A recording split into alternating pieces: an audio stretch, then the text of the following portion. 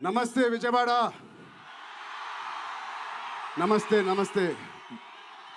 Sorry Suma గారు, నాకు mic ఇవ్వడానికి కొంచెం డిలే అయింది. విజయవాడలో ఇది ప్రీ రిలీజ్ ఫంక్షన్లా లేదు, సక్సెస్ మీట్ చేస్తున్నట్టు ఉంది. Thank you.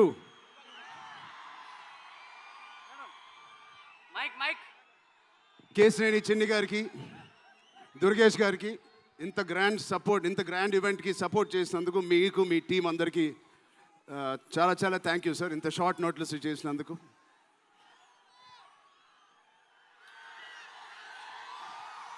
విజయవాడ అసలు మీ అందరి మధ్యలో ఇక్కడికి వచ్చి చేసుకున్నందుకు మీ అందరికీ థ్యాంక్ యూ సో మచ్. చాలాసేపు నుంచి వెయిట్ చేసినందుకు. ఇంత హీట్లో షర్ట్ అంతా మొద్ద అయిపోయింది అందరికీ. బట్ ఈ హీట్ని, ఈ ఎనర్జీని చాలా ఇంతసేపు ఎంజాయ్ చేసాం. విజయవాడలో చేయాలనుకున్నాం. ఎప్పుడైతే డిసైడ్ అయ్యామో నేను సతీష్ గారికి చెప్పాను, ఇది మా లక్కీయెస్ట్ సిటీ. నాన్నగారికి కానీ మాకు ఖైదీ నెంబర్ 150 కూడా ఇక్కడే చేసాం, ఇంద్ర కూడా ఇక్కడ చేసాం. సో ఆ లక్ని కొంచెం మేము ఇంటికి తీసుకెళ్దామని ఇక్కడికి వచ్చాం. మీ అందరికీ, తమ్ముళ్ళకి, ఇక్కడ ఉన్న అన్నయ్యలకి, వచ్చిన అక్కలకి, చెల్లెలకి, మీ అందరికీ పేరు పేరున థ్యాంక్స్. అలాగే టీవీలో చూస్తున్న మా అభిమానులకి, వాళ్ళందరికీ చాలా థ్యాంక్ యూ. సరే, పెద్ది అన్ని విజువల్స్ చూశారు మీరు. పెద్ది ఎన్నో కథలు వింటూ ఉంటాం ఆర్టిస్ట్గా. కొన్ని కథలు విన్నప్పుడు నచ్చుతాయి, కొన్ని కథలు విన్నప్పుడు ఆశ్చర్యపరుస్తాయి. బట్ పెద్ది అనే కథ మాత్రం విన్నప్పుడు ఎక్కడో గుండెలో, నా హృదయానికి చాలా దగ్గరగా హద్దుకుని ఉన్న ఒక కథ. ఇలాంటి కథ మా నాన్నగారు చెప్పినట్టు 10 సంవత్సరాలకు ఒకసారి వస్తుందేమో ఇలాంటి కథ. అలాంటి కథ నాకు వచ్చినందుకు ఫస్ట్లీ నా సుకుమార్ గారికి, బుచ్చిబాబు గురువు గారికి నేను మనస్ఫూర్తిగా థ్యాంక్స్ చెప్పుకుంటున్నాను. నా దారిలో, నా ఈ సినిమా జర్నీలో నాకు ఇలాంటి ఒక కథ ఇచ్చినందుకు. ఇది నా లైఫ్ లాంగ్, నా సినిమా లైబ్రరీలో వన్ ఆఫ్ ద టాప్ ఫిల్మ్స్గా నిలిచిపోతుంది. పెద్ది చాలా చేసింది, నన్ను వ్యక్తిగతంగా ఒక మంచి దారిలోకి మార్చింది. ఒక యాక్టర్గా నాకు చాలా సాటిస్ఫాక్షన్ ఇచ్చింది. Love you. అలాగే ఇది నాకు బుచ్చి గారు చెప్పినప్పుడు ఇది ఒక సినిమా స్టోరీలాగా చెప్పలేదు, ఒక వ్యక్తి జర్నీ లాగా, ఒక ప్రయాణం లాగా ఒక కథ మొత్తం నరేట్ చేశారు నాకు. ఇది మామూలు సబ్జెక్ట్ కాదు, ఇది ఎగిసిపడే ఒక మనిషి కథ కాదు. కిందకి పడిన మనిషి లేచి ఎలా నించుంటాడో అలాంటి కథ ఇది. అందరూ కష్టం గురించి మాట్లాడుతున్నారు. అరే, ఇలాంటి కథ కోసం కాకపోతే ఎప్పుడు కష్టపడతామండి? కష్టంతో చేసిన పని కాదు, చాలా ఇష్టంగా, ప్రేమతో చేసిన పని. ప్రతిరోజు లెగిసి పొద్దునే షూటింగ్ ఎప్పుడు వెళ్ళాలా, జిమ్ చేసి షూటింగ్ ఎప్పుడు వెళ్ళాలా అని అనిపించిన one of the rarest films నాకు.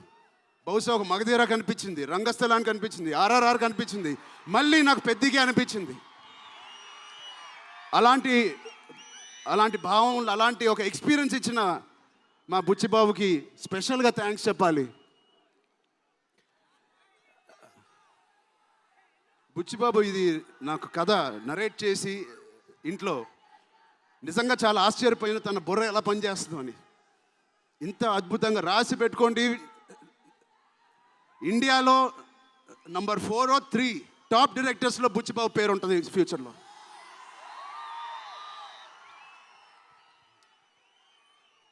సో అంత మంచి ఎక్స్పీరియన్స్ ఇచ్చిన బుచ్చిబాబు గారికి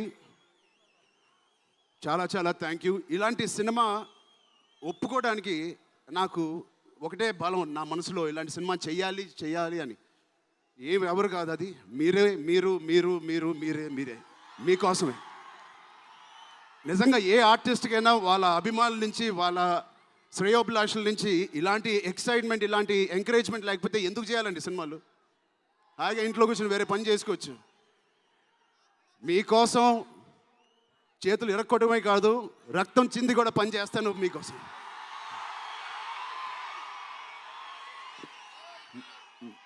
మిమ్మల్ని ఎంటర్టైన్ చేయడం ఒక పిచ్చా, లేకపోతే సినిమాలో మంచి సినిమా చేసి మీకు ఏదైనా ఇవ్వాలని ఒక పిచ్చా నాకు తెలియదు. నాన్నగారు కొడుకు పుట్టినందుకు, కళ్యాణ్ బాబాయ్ గారు ఉన్నందుకు ఇంట్లో ఇది తప్ప నాకు ఇంకేం తెలియదు. బహుశా ఇంకోటి తెలుసుంటే ఇలా సినిమా సో నేను చనిపోయే వరకు మిమ్మల్ని ఎంటర్టైన్ చేస్తూనే ఉంటాను, అది రాసి పెట్టుకోండి.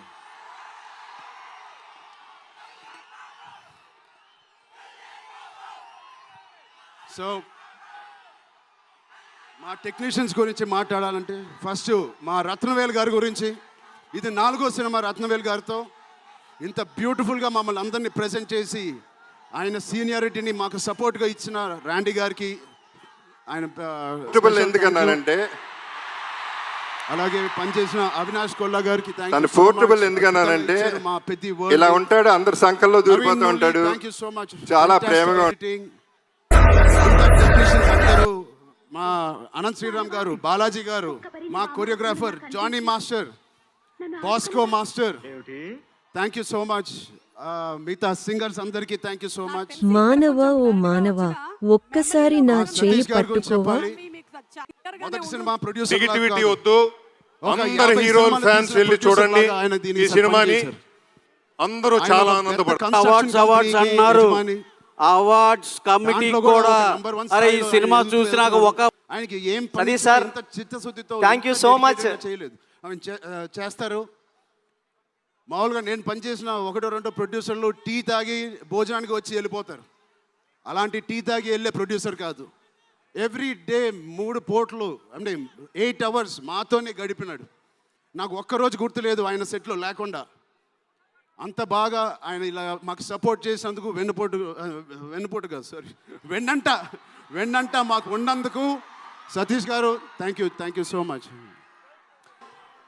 అలాగే మా కో ప్రొడ్యూసర్స్ అండ్ ప్రెజెంటర్స్ మైత్రి రవి గారికి, నవీన్ గారికి కూడా థ్యాంక్ యూ. బిఫోర్ యూ వాళ్ళకి కూడా thank you. India wide release చేస్తున్న మా జియో సినిమాకి కూడా చాలా థ్యాంక్ యూ. టీ సిరీస్ మ్యూజిక్కి చాలా థ్యాంక్ యూ. ఇంకా ఎవరెవరు అసోసియేట్ అయ్యారో వాళ్ళందరికీ చాలా చాలా thank you. Rahman sir, you are the biggest pillar of Peddi. మేమందరం ఎంత కష్టపడ్డామో 2.5 సంవత్సరాలు, 280 రోజులు, దాన్నన్నిటినీ మీరు దగ్గర తీసుకొచ్చి దానికి ఒక ప్రాణం పోస్తున్నారు. రోజు 6 గంటల మార్నింగ్ వరకు పనిచేసి పడుకుంటున్నారు ఆయన డెడికేషన్కి, ఆయన సినిమాలో పనిచేస్తున్నందుకు చాలా చాలా చాలా థ్యాంక్ యూ. ఏంటి విజయవాడ,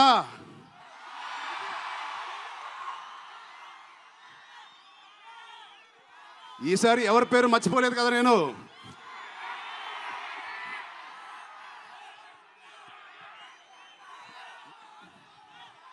ఆ చంద్రుల్లో ఒక ముక్క జారిందే నా పక్క. మా జాన్వి గారికి ఇక్కడ శ్రీదేవి గారు ఎక్కడున్నారో జాన్వి గారిని చూసి ఎంతో మనస్ఫూర్తిగా, ఎంతో గర్వంగా ఆనందపడుతూ ఉంటారు. అలాంటి జాన్వి గారు ఈ సినిమాలో మాతో పనిచేసినందుకు చాలా చాలా థ్యాంక్ యూ జాన్వి గారు. You are the happiness of the film. You bring joy to all of us when you come on stage, the way you work. చాలా చాలా పెద్ద లైఫ్ ఉంది మీకు. I wish you so much all the best. మీ అమ్మగారి కన్నా చాలా పెద్ద హీరోయిన్ అవ్వాలని కోరుకుంటున్నాను.